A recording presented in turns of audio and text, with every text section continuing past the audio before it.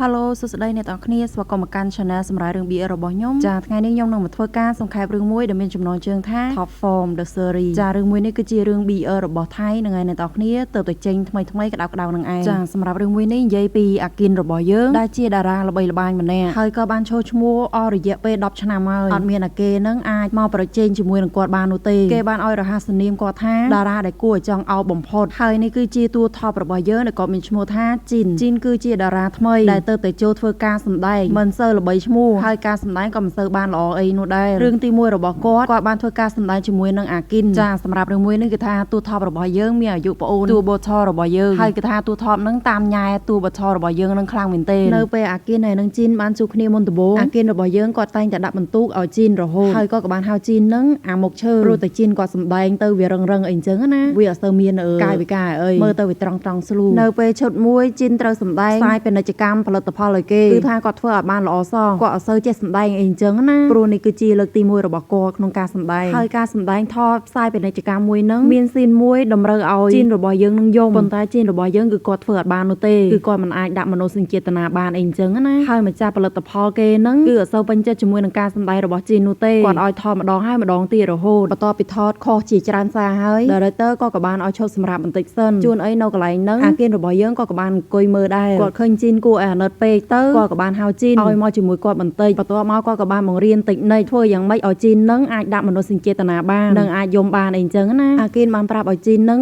ងសម្លឹងមកមើលភ្នែករបស់គាត់ហើយនឹងចាប់ដើមដកដង្ហើមចេញចូលយឺតមួយសន្ទុះក្រោយមកពួកគាត់ទាំងពីរក៏បានស្រក់ទឹកភ្នែកពិតមែនមើលឈុតទៅនឹងហើយគឺថាលយខ្លាំងមែនទេនឹងហើយអ្នកទាំងអស់គ្នាហេតុតែពួកគាត់ជាតារាសម្ដែងត្រូវយំត្រូវសើចសឹងតែមនុស្សធម្មតាដូចជាពួកយើងមិនអាចធ្វើបានដូចជាគាត់ចាបន្ទាប់ពីបានតិចនិចពីអាគិនហើយជីនគាត់ក៏អាចសម្ដែងយំបានបន្ទាប់ពីថតចប់ហើយជីនគាត់ក៏បានរត់ទៅអរគុណអាគិនតែពេលនោះគាត់ក៏បានលើអាគិននឹងនិយាយមិនសូវល្អពីគាត់តែគាត់នៅតែរក្សានៅស្នាមញញឹមដដែលធ្វើដូចជាមិនបានដឹងមិនបានឮនៅអ្វីដែលអាគិនបាននិយាយនៅពេលដែលគាត់បានសម្រួលអារម្មណ៍រួចហើយគាត់ក៏បានចូលទៅអរគុណអាគិនព្រមទទួលពាក្យអរគុណទាំងធ្វើទឹកមុខស្មើជីនរៀងខូចចិត្តបន្តិចចង់ឲ្យគេ attention មកលើគាត់អាំបាក់ចិត្តអញ្ចឹងហើយនៅក្នុងទូក៏អស់ស្ករគ្រាប់ដែលគាត់ចូលជាតិទៀតពេលដែលគាត់អស់សង្ឃឹមទៅហើយពេលនោះអាគិនរបស់យើងក៏បានចាប់ស្មានិងបានហុចស្ករគ្រាប់ឲ្យទៅជីនសងដោយថ្ងៃមុនក៏បានដើរជន់សម្បកក្រៅរបស់អាគិនមើលទៅគឺគាត់គឺជាមនុស្សដែលអត់សូវយកចិត្តទុកដាក់ជាមួយនឹងអ្នកដទៃនោះទេតែតាមពិតគាត់ជាមនុស្សដែលយកចិត្តទុកដាក់ជាមួយនឹងគេណាស់និងចេះជួយយកអាស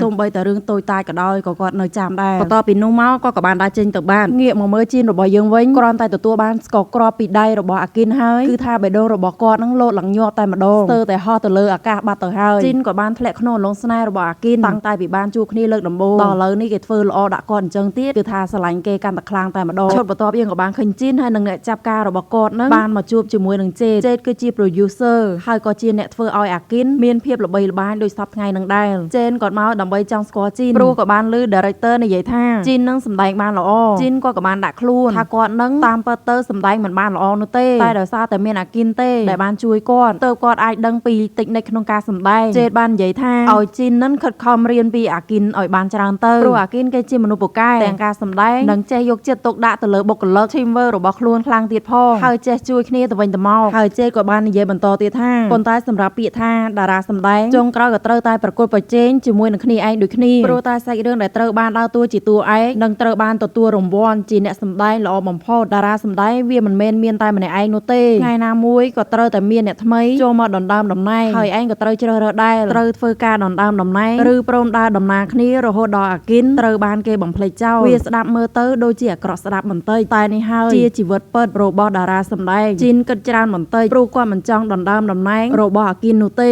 គាត់គ្រាន់តែចង់ធ្វើយ៉ាងម៉េចឲ្យគាត់អាចនៅក្បែរអាគិនបានគឺវាគ្រប់គ្រាន់ហើយសម្រាប់គាត់ថ្ងៃបន្ទាប់ជីនរបស់យើងក៏ត្រូវបានប៉ះស៊ីនដែលត្រូវថតជាមួយនឹងអាគិនជាលើកដំបូងជីនហាក់ធ្វើមិនបានល្អនោះទេព្រោះអារម្មណ៍របស់គាត់ដូចជាមិនមូលនិងនិយាយចាក់ប្រធានរហូតព្រោះគាត់នៅតែខ្វាយខ្វល់ជាមួយនឹងពាក្យសម្ដីរបស់បងចេនអាគិនចាប់ដើមខឹងហើយក៏បានដើរចេញទៅបាត់ជីនវិញក៏ខឹងខ្លួនឯងដូចគ្នាតែធ្វើមិនបានល្អនិងធ្វើឲ្យអាគិនខឹងកើតទៀតតែអាគិនរបស់យើងនឹងគឺថាធ្វើខឹងនឹងមុខគេតែប៉ុណ្ណោះចុងក្រោយក៏បានហៅជីនឲ្យមកជួបគាត់នៅក្នុងឡានរបស់គាត់ដើម្បីសមនិយាយ script ពេលដែលជីនក៏បានចូលទៅក្នុងឡានហើយគាត់ក៏បានរត់ទៅអង្គុយចិត្តអាគិនតែម្ដងឡើងអាគិនធ្វើមុខថាកន្លែងធំពេកដឹងបានជាមកអង្គុយចិត្តគាត់ដល់ម្លឹងជីនបានធ្វើការសុំទោសទៅអាគិនដែលខ្លួនបានធ្វើជាមេបញ្ហាឲ្យអា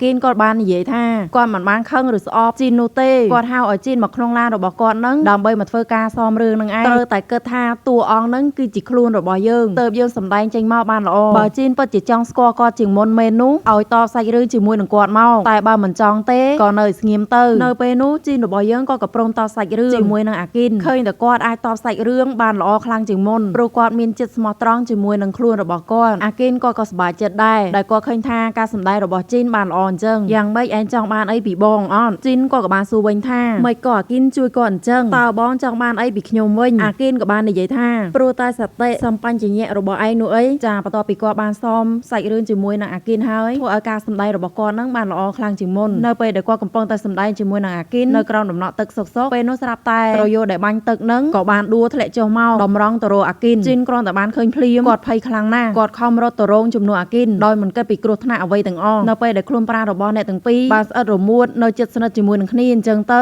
ជីនគាត់ក៏បានស្ដាប់ឮសំឡេងបេះដូងលោតយ៉ាងញាប់របស់អាគិនគាត់រៀងឆ្ងល់ព្រោះតែវាលោតចម្លែកហើយលឺទៀតពេលដែលជីនក៏បានសម្លឹងទៅមុខរបស់អាគិនយូរទៅធ្វើឲ្យគាត់មិនអាចទប់អារម្មណ៍របស់ខ្លួនឯងបានក៏បានប្រុងទម្លាក់បបោមាត់របស់ខ្លួនទៅរកបបោមាត់របស់អាគិនតែមិនទាន់នឹងបានដល់ផងក៏ត្រូវរំខានពីក្រុមការងារដែលក៏រត់មកជួយមើល